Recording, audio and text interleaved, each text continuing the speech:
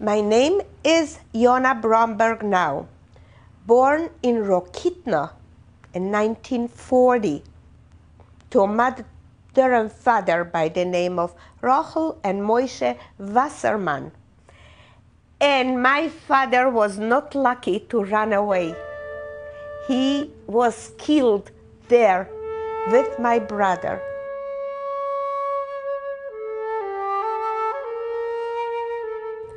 The Germans came, took all the Jewish people to the market.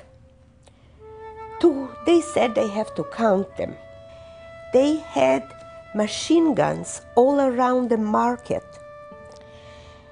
At the market, people were separated. Men and boys were on the right side of the market, women and girls were on the left side of the market. One woman all of a sudden looked around and she realized that the market is surrounded with machine guns. She yelled, "Iden ankläuft, mir geht uns Argenen." And then the panic started and everybody started to run. We ran. My mom ran holding me as a baby on her hand, and beside her was her other daughter, my sister, 12 years old. And they ran. And they ran. They didn't know where. After running for a while, they saw a farmer's house. They decided to run into the barn. They ran into the barn and they were hiding there for a while. While they were in the barn, they heard a horse and carriage came. The farmer, his wife, and children came from the town. They had a lot of stuff that they brought on their wagon, full with stuff that the Jewish people left in town. So they were going from house and house, whatever they could grab, they grabbed. They put everything in the house. My mother stayed with me, were holding my mouth shut. I shouldn't cry or shouldn't say anything. And my sister beside her, they were very quiet. And they heard that the farmer said to his wife, "Unload everything," in Ukrainian, "and let's go again." And they left. And so they went twice or three times. Then at the last time, when they came already and they unloaded, my mother was afraid to stay in the barn because she figured that the farmer is going to put the horses back in the farm. He's going to feed the horses. Then he might find us. So she went out and we went to the field. In the field that was hay stacked like pyramids. To hide would be very good.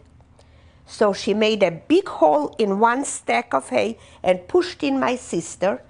Then she made another hole in another stack of hay, put herself with me in there, and we stayed there. She decided to stay there till it will be really, really quiet.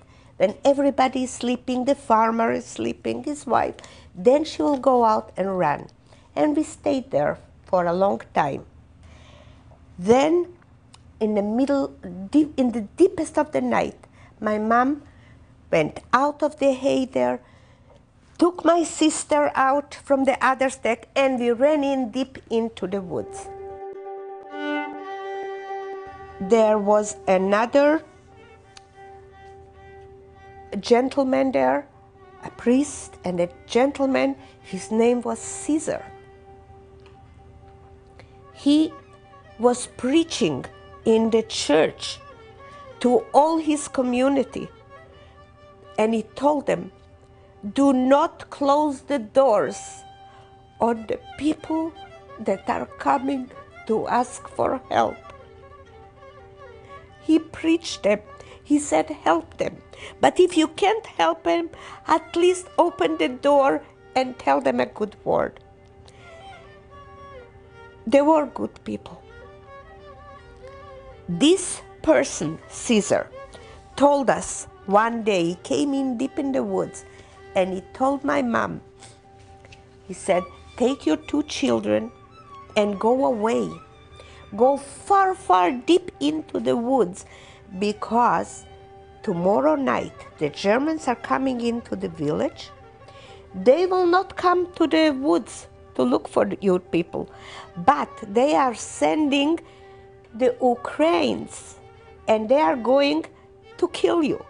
So run, because the Germans are offering the Ukrainians for each Jewish head 2 kilograms of salt.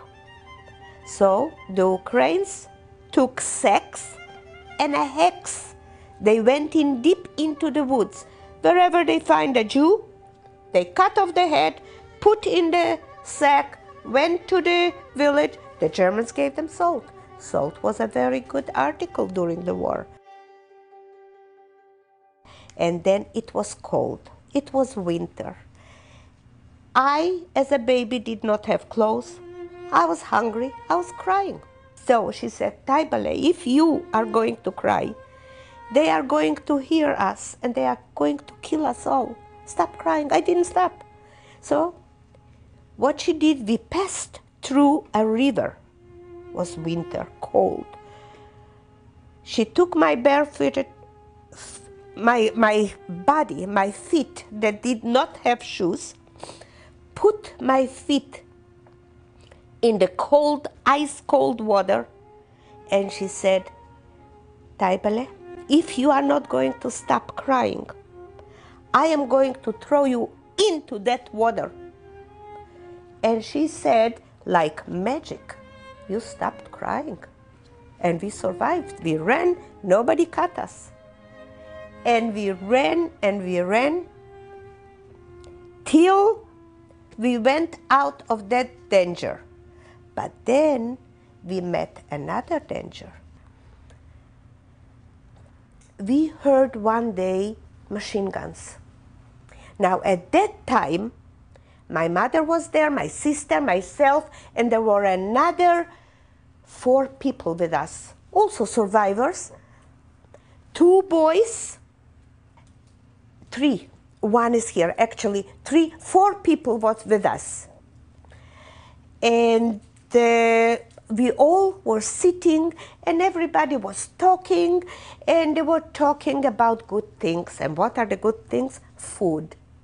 They were talking about baked potatoes and chunt and all the good stuff, of course, because we were all hungry. All of a sudden, there were machine guns. And everybody got so scared, everybody crawled out from there and ran. My mother, too. Everybody ran. They left me. I was 3 years old. I crawled out after them. But because everybody ran and I was smashed, everybody didn't know, I cried. I didn't know where everybody is. Everybody ran away. I ran to the wrong side of the hall. There was one side to go out, and one side we used as a toilet. We were only people. Everybody used. Me, as a baby, I ran to the wrong side. Can you imagine what happened? I don't laugh. I did fall in to, excuse me for a phrase, to the shit that was there for months and months. Of course, I cried even harder. Now then, everybody, my mother realized that it wasn't machine guns. It was thunder. Thunder. And the thunder sounded to everybody like machine guns. My mother just realized that she forgot me. She came back running. Taibale, Taibale, my kind, where are you? Where are you, my little baby? She came back, and I was crying, and she came there. And she took me out of there. And I remember like today, she says, I am so sorry, it's my fault, but remember, this is so mazeldik. It is so lucky. You are going to be the luckiest person in the whole world. I guess I am a little bit lucky. I am a lot lucky. I am alive. We were in the woods for, I said, till after the war. When the Russians came in and the Germans wasn't there, started to go out from our town, Caesar, the person that was in touch with us and other Jewish people that he helped, came and said, you can go now. Take your kids and go. My mother walked all the way back for hours and hours and hours from the woods. She came into town. She says, when we came into town, I was holding you on my hand. You were very tiny because for 18 months you didn't eat. You didn't grow. You grow the other way. Very tiny. But the Polacks, the people that lived in town, came over and surrounded her, and they couldn't believe her. They recognized her, but they couldn't believe that she brought a baby back to the town. They came and they touched me because they didn't think I am alive. I was the only baby from the whole town. There were 3,000 people in that town. That was a shtetl from 3,000 Jewish people. And I was the only baby surviving there. After the war, in a long time after the war, in the 60s, I'm 1960 already. After the war, my mother met one of her friends that left her son under a tree, and she went away. She told my mother to leave me. My mother didn't. She survived, but her son didn't. I survived. This woman came over to my mother and said, Rachel, I take my head up for you. You did a wonderful thing. I am cursed. I am very cursed. I can't sleep at night. I am a sick person because of that. You did the right thing. And by that, after the war, I wrote a poem. Imi, which means my mother. Imi zichrona livracha. What a brave woman she was. She wanted to bring her two daughters to Israel, to the land of Israel. And this she did. She brought them both to Israel. But to see the next generation, she didn't. She did not have the strength. She wasn't strong enough for that. My mother was not strong. She couldn't help it. She was a survivor and she couldn't take it. It was hard.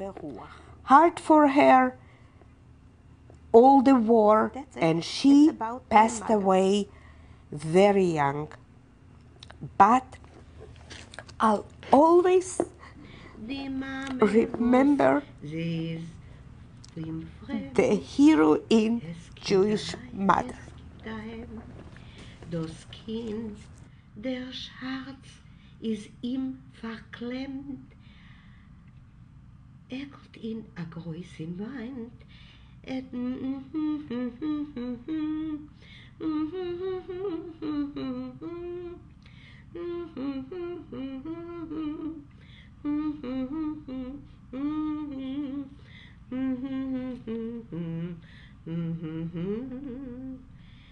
Ob Gott Rachmones, of mein Kind,